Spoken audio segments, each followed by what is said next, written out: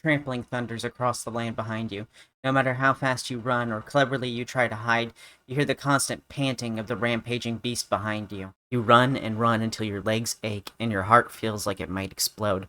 When you finally arrive to the edge of a cliff or a wall, you turn around as quickly as your aching body can, and with pained lungs, you shout, "I'm sorry, I'm so sorry. I'm sorry I said that mean thing about your mother. I'm sure she's very nice." The centaurian-like creature who towers over you, razor-sharp claws ready to strike down, stops. Well, sometimes anger gets the best of us. Thank you for apologizing. Have a nice day. They say, patting you on the back just before you collapse to the ground and sob in the fetal position. You just learned a hard lesson today. Being fast is one thing, but having endless endurance is another altogether. That, and never piss off a Chuikha. This is what you're up against when you're against a Chuikha. They can't fly, well, some can fly, but you won't be losing them. For every flap you make, the Chuikha will be just underneath you, waiting for you to land.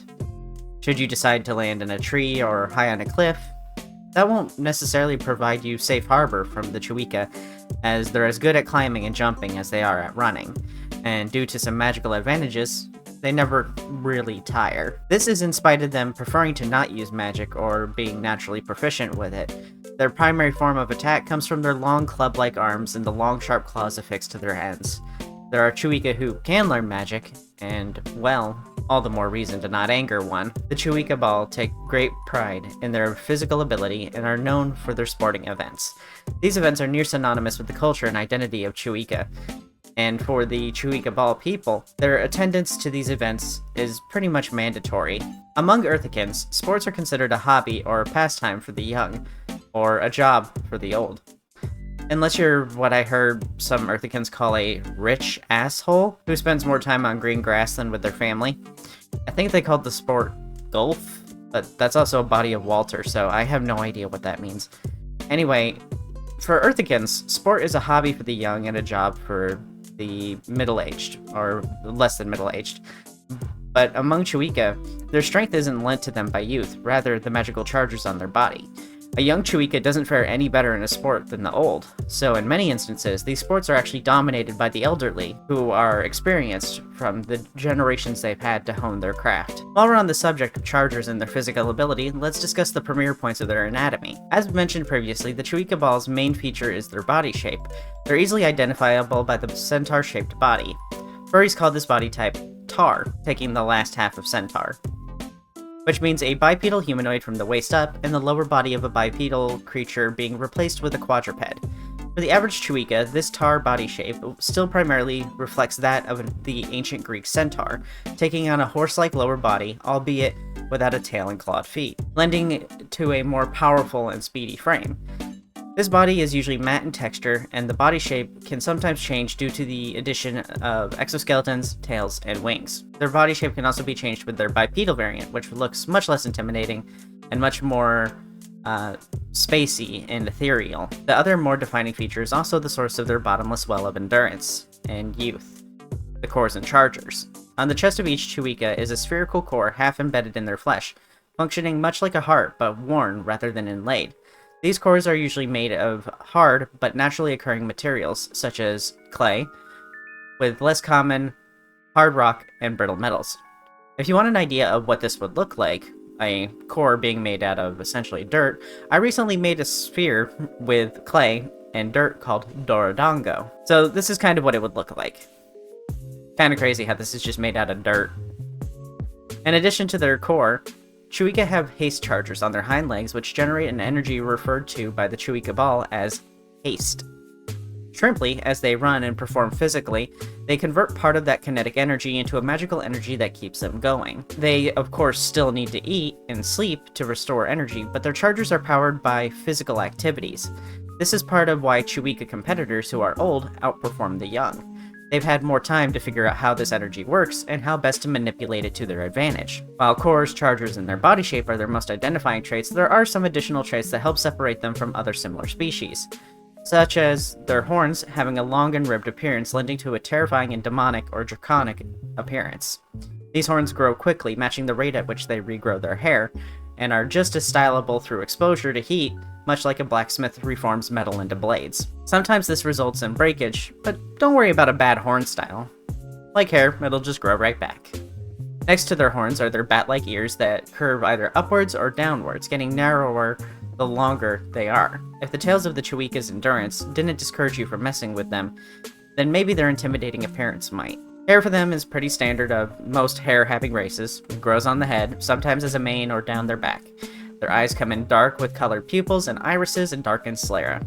Inverse eyes with colored pupils, dark irises, and light sclera, or eclipse eyes, which have dark pupils, bright irises, and dark sclera. The last major trait of the Chuikha is their massive arms. These long club-shaped arms are so long that they nearly drag along the ground, and at the tip are 4 long claws with a paw pad at the base. Before we get into the baby section, I wanted to talk about this creature's likeness to the Earthican Celtic myth of the Nuckelavee, which I've talked about before on my Retired Mythology channel. But in ancient myth, horses were often attributed with the sea, and this mythology about horses was pretty consistent across most mythologies such as Greek myth.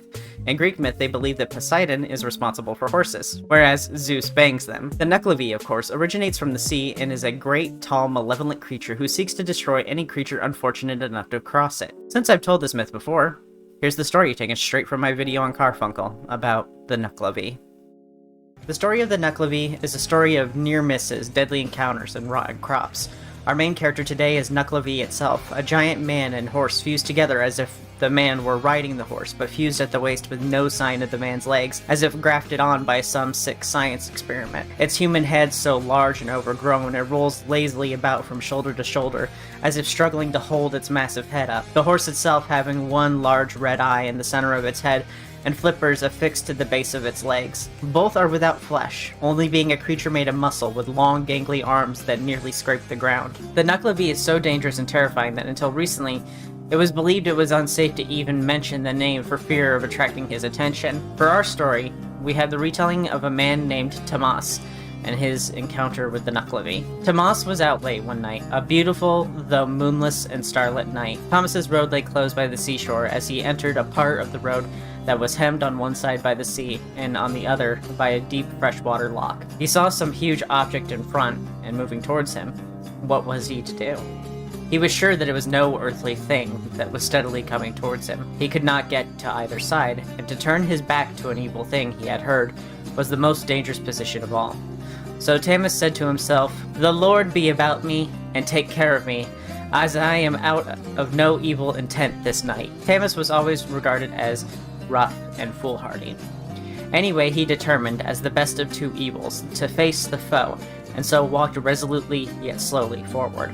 He soon discovered to his horror that the gruesome creature approaching him was no other than the dreaded Nuckelavee, the most cruel and malignant of all uncanny beings that trouble mankind. The lower part of this terrible monster, as seen by Tomas, was like a great horse, with flapper-like fins about his legs, with a mouth as wide as a whale's, from which came breath like steam from a brewing kettle. He had but one eye, and that was as red as fire. On him sat, or rather, seemed to grow from his back, a huge man with no legs and arms that reached nearly to the ground. His head was bigger than a tree, and this head kept rolling from one shoulder to the other as if meant to tumble off. But what appeared to be most horrible of all was that the monster was skinless.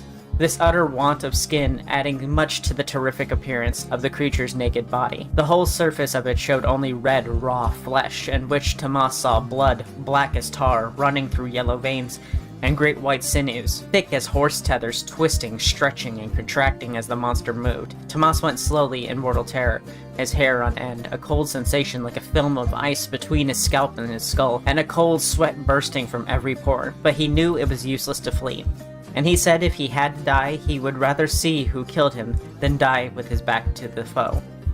In all his terror, Tomas remembered what he had heard from Nuckelavee's dislike of fresh water, and therefore took that side of the road nearest to the loch. The awful moment came when the lower head of the beast got abreast of Tammy. The mouth of the monster yawned like a bottomless pit. Tammy found its hot breath like fire on his face. The long arms were outstretched to seize the unhappy man. To avoid, if possible, the monster's clutch, Tammy swerved as near as he could to the lock. In doing so, one of his feet went into the lock, splashing up water onto the foreleg of the monster, where the horse gave a snort like thunder and sheeled over to the other side of the road, and Tammy felt the wind of Nuckelavie's clutches as he narrowly escaped the monster's grip. Tammy saw his opportunity and ran with all his might, for Nuckelavee had turned and was galloping after him and bellowing like the sound of a roaring sea.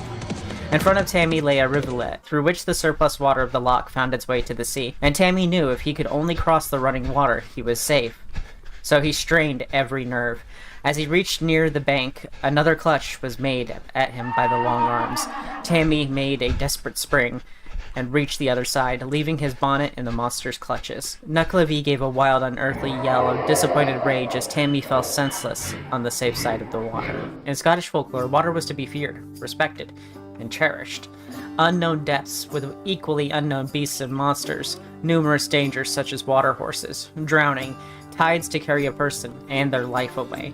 But on the other hand, fresh water was a necessity for all earthly life. Even in this story of a horrid creature from the black, soulless depths of the deep, salty sea was defeated by what they were also taught to fear: life-giving and saving fresh water.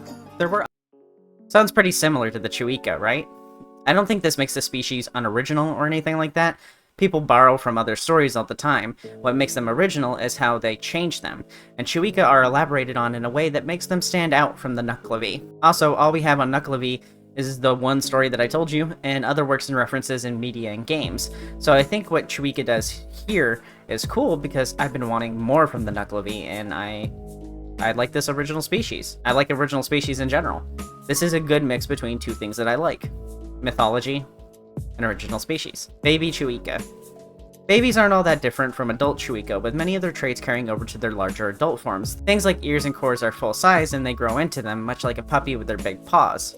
Speaking of paws, their arms are absurdly large, even at their young age, and this can be a tripping hazard for them. So much so that parents will put their baby's arms in slings to prevent accidents. Their horns and legs are small and fragile. Because of this lack of overall body mass, they look more like a baby deer than they do horses, and this is leaned into more by the presence of white spots.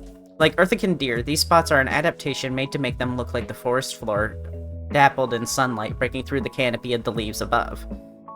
So, how did one unlock a Chuikha in their art game, Lithbound? The quest to unlock them was pretty simple.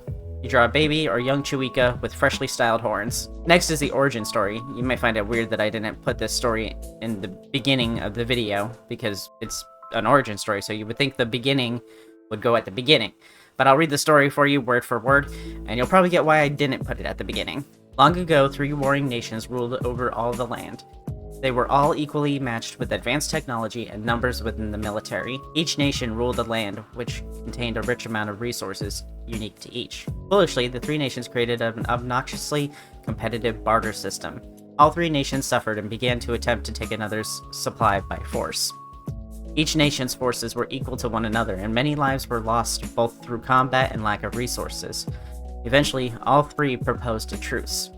When it came time to vote on it, the 3 nations' leaders met to sign, 2 of which showed up early and murdered the 3rd. Subsequently, they took over the 3rd nation and its military and resources in a hasty move. What remained of the 3rd nation was split between the other 2, but both remaining nations had prisoners of war from the 3rd nation. They decided to do something very evil. Having no nation or home to return to and no outsiders' knowledge of their status, the prisoners were used for experiments, all kinds of experiments. Some were subject to bizarre methods of sacrifice to the hands of religious cultists. Some were put to brutal tests against previous bioweapons created by the government. Some became those bioweapons. All subjects died. 1 prisoner remained.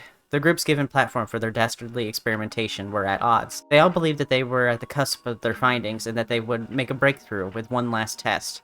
They all dashed to proceed instead of fight. The result of the combined experiment created a virus which wiped out the entire populace of both remaining nations, and the vessel that was the last prisoner remained. They awoke much later as a new nation. As you can see, it doesn't make much sense as an origin story, as it doesn't really explain anything and leaves you with more questions instead. Like, what the hell does that have to do with Chuikha? But with that, we're at the end of our time with the Chuikha. If you like this video, make sure to like, comment a shrimp emoji, and subscribe for lots more just like it. Seriously, if you like original species, I have over 10 hours worth of videos on them, covering more than 30 species. And this one is part of the Lithbound series, which is going to include 50 species. Almost 50 species. I think it's 42 or 47. But thanks for watching, and thanks to my Shrimp Simps on Patreon and YouTube members. The list got long this time, so there's a huge thanks to give to the new ones too. Blonde Fishy, Worm Syrup, Alexis C, Radiante, Rask, Ver, Wild Kitty 69, Deeve, Bait, Cryptid Artha, Sly, Colorado Blue, Vaderson, Linky, Splackjack, Copyleft, and Malding Brick. If you want your name on screen, you can do that by joining one of the paid tiers on patreon.com/Sera's Things, or by becoming a YouTube member by clicking the membership button below. There's benefits to each. If you join as a YouTube member, you get little emotes that you can, use on chats and in streams. And by joining the Patreon, you get early access to my original species mega course video. I'm releasing it part by part over there. They get episodes a lot earlier than this channel does. So if you're interested in that, the best way to support me is to, do Patreon. But anyway, thanks for watching. Keep it shrimpful.